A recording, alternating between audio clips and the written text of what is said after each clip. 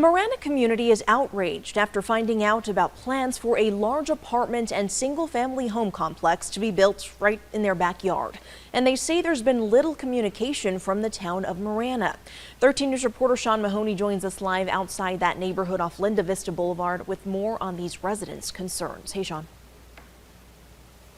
Hey, Mary. Well, this sign that you see behind me is what residents say gave them the notice or made them aware of this development. And there's very little details on this sign. And for residents, more importantly, a lack of input to this proposal. But town officials that I spoke to say there's still a long way to go in the approval process. But these residents I spoke to say they don't want to see it get that far.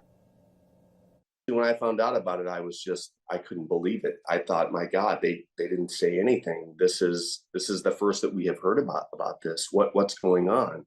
Randy Carr's property is set to be pushed right up against this new proposed development, with a proposal from an outside agency looking to build apartments and single-family homes in this parcel of land, right in the middle of a suburban ranch neighborhood with the large acreage and space, a big reason local residents moved there. And we purchased this property because of all the acreage we have. We all have about 4 acres of land, plenty of separation, plenty of wildlife, and we want to retain that.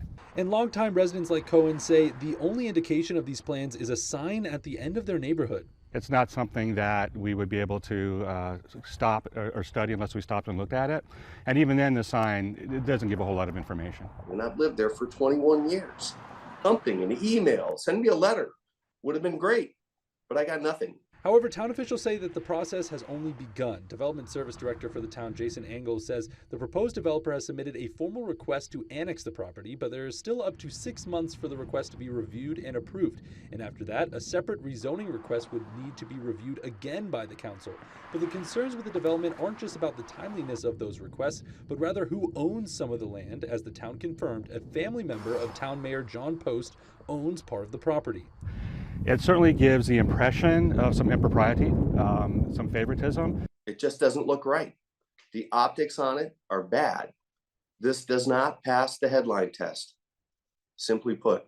Engel confirmed Mayor John Post has recused himself from any further proceedings, and while there are public meetings scheduled in the future, these residents say they want the town to take their voices into more detailed consideration.